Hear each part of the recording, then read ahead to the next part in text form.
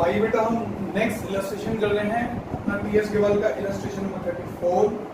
ये बहुत ही बेटा एक अच्छा इलस्ट्रेशन है। इसका रीजन है इस क्वेश्चन में बहुत सारी अच्छी चीजें हैं। जैसे कि अगर आप लाइब्रेरी साइड में देखें तो आपको लिखा दिखाई देगा workman compensation reserve, employees provident fund, investment fluctuation reserve, asset side में एडवर्टीजमेंट एक्सपेंडिचर, इक्विपमेंट और बहुत कुछ ऐसा अच्छा एडजस्टमेंट है जो इस क्वेश्चन को खास बनाता है। ठीक है, तो आइए बेटा मेरे साथ स्टार्ट करेंगे इलस्ट्रेशन नंबर 34। सबसे पहले बेटा देखते हैं X Y Z are partners sharing profit and loss in 1:2, 1/3 and 1/3। सबसे पहला काम तो बेटा इसको सिंप्लीफाई करना है। देखते हैं बेटा एक्स वाई जेड की जो रेशियो है वो है 1/2, 1/3 और 1/6। जब इसको बेटा हम सिंप्लीफाई करेंगे तो ये आ जाएगा 3:2:1। चलिए बेटा आगे स्टार्ट करते हैं। मैंने कैपिटल अकाउंट इधर की साइड बनाया तो आप इसी हिसाब से ध्यान देंगे। सबसे पहले बेटा कैपिटल अकाउंट में हम लिखते हैं by balance brought down. By balance brought down 6,80,000, 3,20,000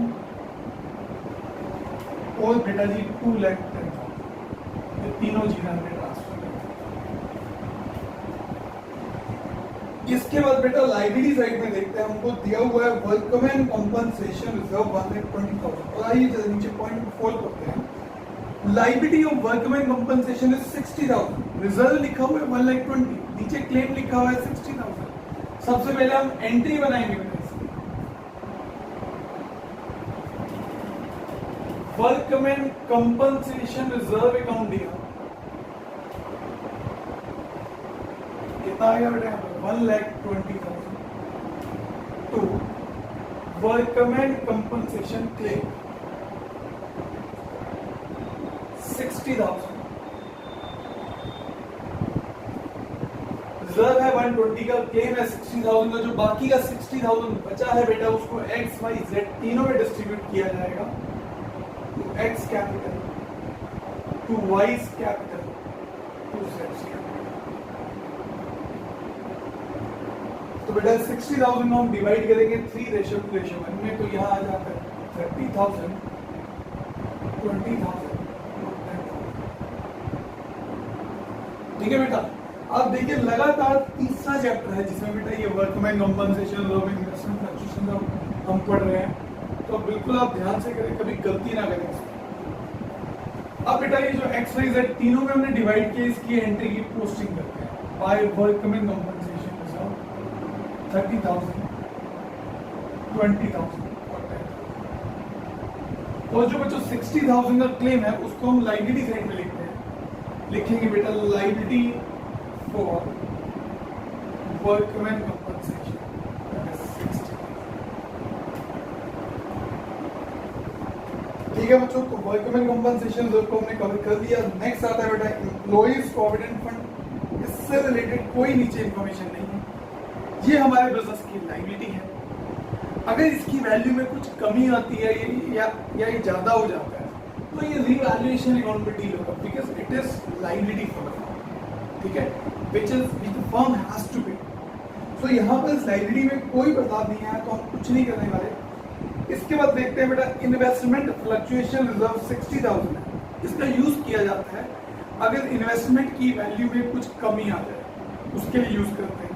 जैसे वर्कमैन कंपनसेशन रिजर्व यूज होता है वर्कमैन कंपनसेशन क्लेम के लिए, ऐसे ही इन्वेस्टमेंट फ्लक्चुएशन रिजर्व यूज होता है इन्वेस्टमेंट की वैल्यू में होने वाली कमी को इस रिजर्व से कंपनसेट किया जाता है। उसको प्रॉफिट एंड लॉस में ना डाल के इस रिजर्व में से हम निकालते हैं।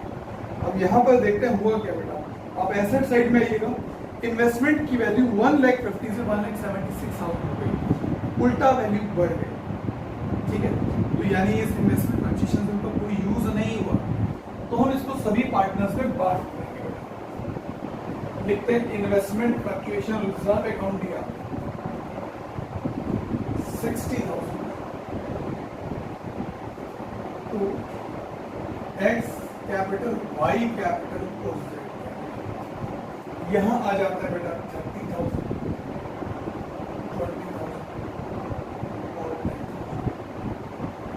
ठीक है बच्चों, और इस इन्वेस्टमेंट फ्लक्चुएशंस को हम पोस्टिंग कर देंगे कैपिटल अकाउंट के सीआर से बाय इन्वेस्टमेंट फ्लक्चुएशंस अकाउंट। बेटा मैं शॉर्ट में लिख रहा हूँ, थोड़ा सा स्पेस का इशू है, आप जब कॉपी में करेंगे तो कंप्लीट नाम लिखा जाएगा। इन्वेस्टमेंट फ्लक्चुएशन रिजर्व आ जाएगा यहाँ पर 30,000, 20,000 और 10,000।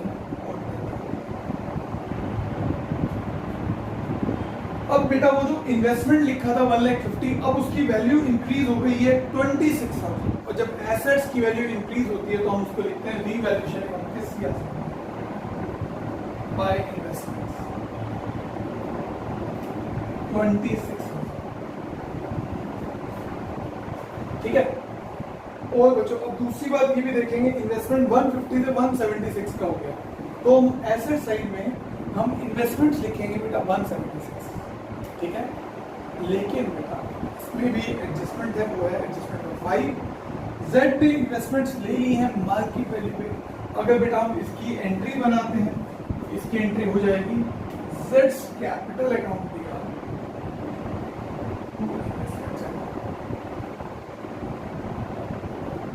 1,76,000। इसका मतलब ये बेटा जो इन्वेस्टमेंट्स है ये एसेट्स में नहीं रहेंगे, क्योंकि ये इन्वेस्टमेंट्स जेड ने ले लिया, तो इसको हम जेड की कैपिटल के डीआर साइड में लिखेंगे।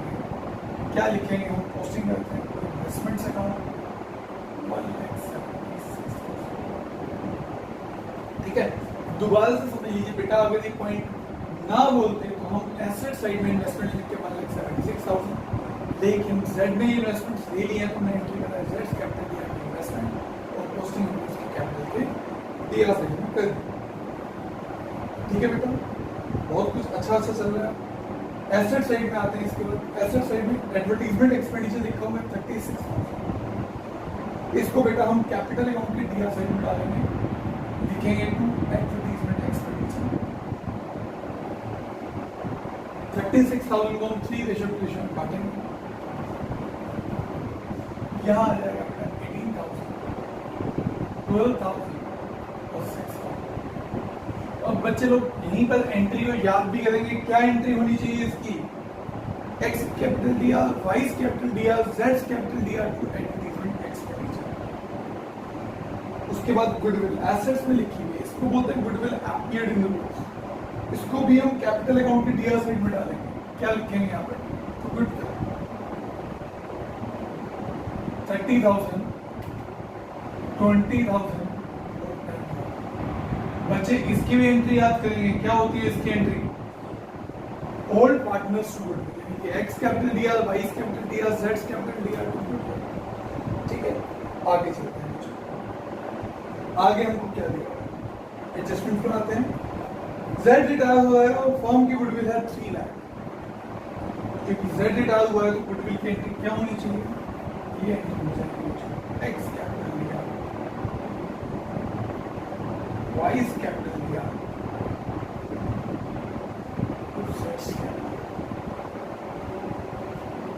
फर्म का गुडविल है बेटा 3 लाख, सबसे पहले जेड का शेयर,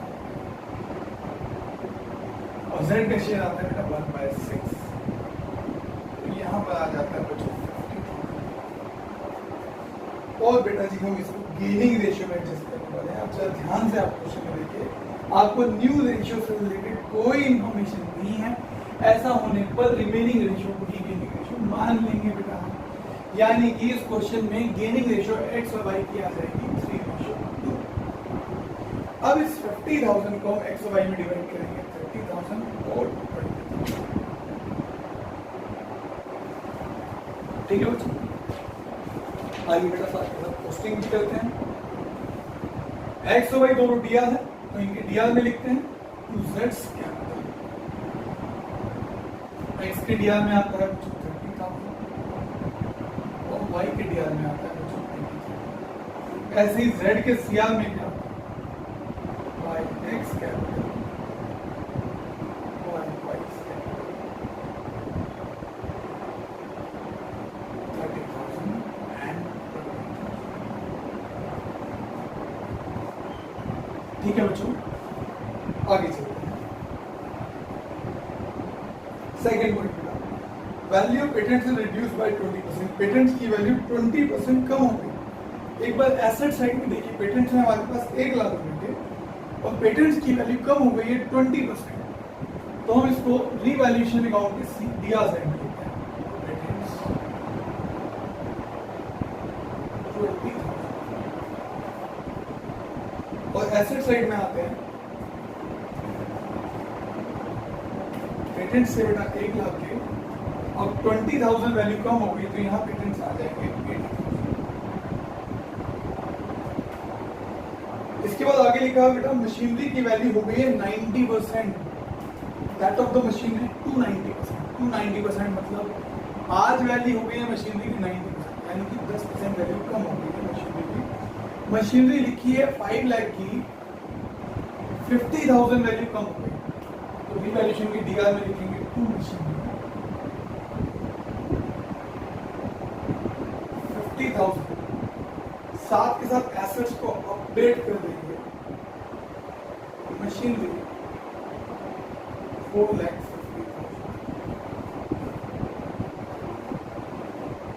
नेक्स्ट आ जाते हैं, provision for doubtful debts is to be maintain 6%। आइए बेटा पहले एसेट साइड में डेटर्स देखिएगा।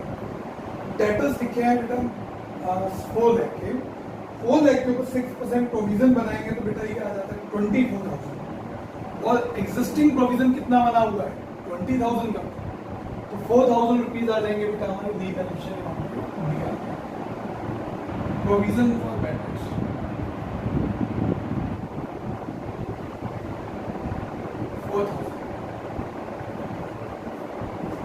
ठीक है, साथ के साथ बैलेंस शीट में अपडेट कर देते हैं डेटर्स 4 लाख माइनस 20,000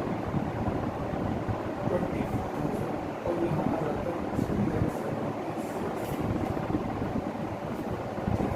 बेटा अब तक हम कर चुके हैं एडजस्टमेंट 1 2 3 4 5 हो चुका है, 6 पॉइंट रह गए, इसको हम बाद में पढ़ेंगे बेटा, पहले इसको revaluation account partners capital account को ओके करते हैं।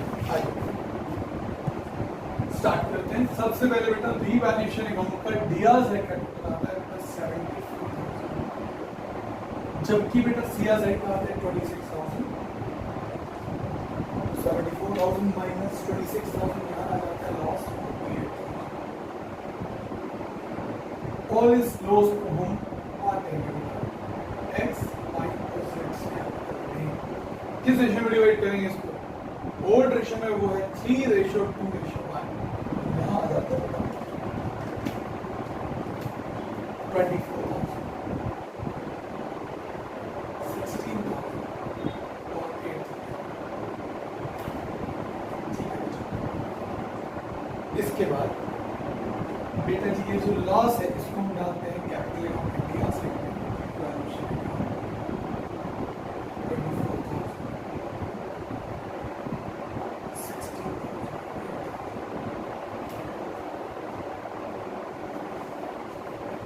ठीक है बच्चों।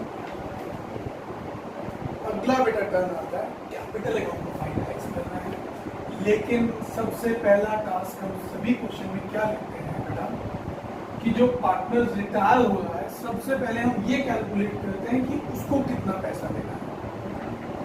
तो Z के सीआर साइड में Z का डीआर साइड माइनस करेंगे और देखते हैं कितना पैसा Z को देना है। तो आइए देखते हैं 10,000 प्लस 10,000 प्लस 10,000 माइनस 1,76,000 16,000। तो बेटा Z को जो पैसा देना है वो निकल के आता है 80,000, निकल के आता है बेटा 80,000 अमाउंट।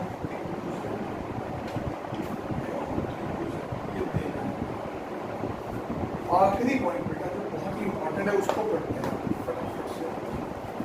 क्या लिखा है 50 amount due to Z is to be settled on the following basis. Amount Z को कैसे देना है 50% ड्यू टू रिटायरमेंट। इस 80,000 का बेटा 50% हाथों हाथ दे दीजिए, यानी कितना हाथों हाथ देना है 80,000 का 50% यानी कि 40,000 दे दीजिए बेटा इसको। हम यहाँ लिखने वाले हैं टू बैंक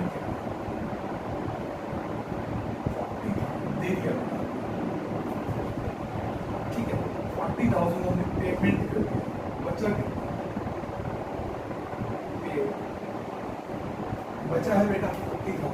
आगे देखते हैं 50% of the balance with in 1 year. हम प्रॉमिस करते हैं कि 50% जो रिमेनिंग है उसका 50% हम आपको 1 साल में दे देंगे, यानी 20,000 का हम प्रॉमिस कर रहे हैं कि आपको विद इन 1 ईयर दे देंगे। ये प्रॉमिस ही लोन की फॉर्म में जाता है कि हमने उससे लोन ले लिया, और and the balance by bills of exchange at 3 months, बाकी के लिए बिल एक्सेप्ट कर लेंगे। ठीक है बेटा, तो 20,000 का ये कह लीजिए कि बिल एक्सेप्ट कर लिया,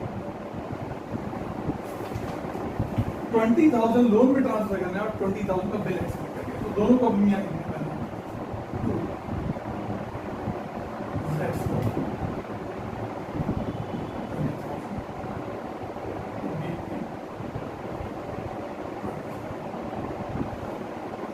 दोबारा से बेटा कंप्लीट इस पॉइंट को देखते हैं।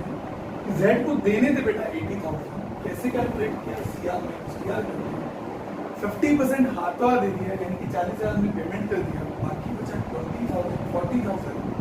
ये कह रहे हैं कि 40,000 का 50% यानी कि 20,000 1 साल में देंगे, यानी कि लोन, बाकी का बिल एक्सेप्ट कर दिया, बाकी हमने पे किया, 40,000 पेड कर दिया, 20,000 लोन में डाल दिया, 20,000 हमने बिल एक्सेप्ट कर दिया। इंपॉर्टेंट पॉइंट बेटा हो गया है। अब हम x और y का बैलेंस करते हैं, ठीक है। 6,80,000 plus 50,000 plus 50,000 minus 18,000 30,000 30,000 and 24,000। x का बेटा जी बैलेंस आ गया है 6,30,000। अब y का चेक करते हैं, y का आता है 3,20,000 plus 20,000 plus 20,000 minus 12,000 20,000 20,000 and 16,000। यहाँ पर आ जाता है बेटा 2,90,000। ओके बेटा, इतना करने के बाद अब एक बार इन सब चीजों को समझ लेते हैं कि कौन सी चीज कहाँ है। ये जो बेटा पेमेंट किया है 40,000, इसका इम्पैक्ट बेटा पड़ेगा बैंक पर, कि बैंक का बैलेंस 40,000 पे कम हो जाएगा। सबसे पहले आप एसेट्स में आ जाइए, बैंक लिखा हुआ है 57,500, अब 40,000 रुपये का बेटा पेमेंट कर देगा तो हमारा बैंक का बैलेंस कम होकर रह जाएगा 17,500। एक बार दोबारा समझ लीजिए, बैंक का बैलेंस था बेटा कितना 57,500, 40,000 का पेमेंट करने के बाद हमारा बैंक का बैलेंस रह गया 17,500। उसके बाद बेटा ये जो Z का लोन है ये आ जाएगा लाइबिलिटी से Z।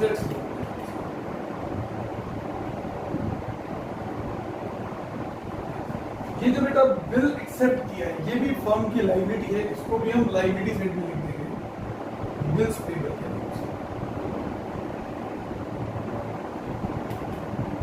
और बेटा ये जो एक्स और वाई की कैपिटल है ये भी बैलेंस शीट में आएगा। अब एक बार बैलेंस शीट में जितनी चीजें लिखी हैं उसको देखते हैं कि हमने क्या क्या लिखा है। सबसे पहले बैंक ये कर रहा है, बैंक को हम पे कर चुके हैं, डेटा चेंज कर चुके हैं, स्टॉक इसमें कोई चेंज नहीं हुआ, स्टॉक आ जाएगा बेटा 3,76,000।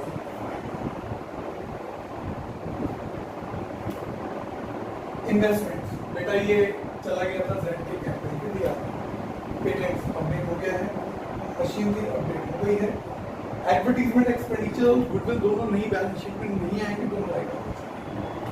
तो मतलब ये हमारी बैलेंस शीट की एसेट साइड कंप्लीट। अब आ जाते हैं बेटा लाइबिलिटी साइड। सबसे पहले लिखेंगे क्रेडिटर्स 2 लाख,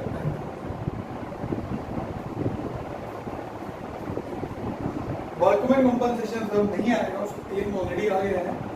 एम्प्लॉइज प्रोविडेंट ये आ जाएगा 60। उसके बाद बेटा इन्वेस्टमेंट बच्चे जो डिवाइड हो चुका है, और आखिर में आएगा जो हमारे पास कैपिटल एक्स और वाई का, ठीक है। देखिएगा कैपिटल एक्स ये आ जाता है 6,38,000 और 2,90,000। तो गुना करने के बाद बेटा दोनों से लगाते हैं और देखते हैं कि दोनों से मैच करते हैं कि नहीं। सबसे पहले ऐसे से 80,000 plus 50,000 plus 3,76,000 plus 17,500 plus 3,76,500 total आ जाता है 13 लाख।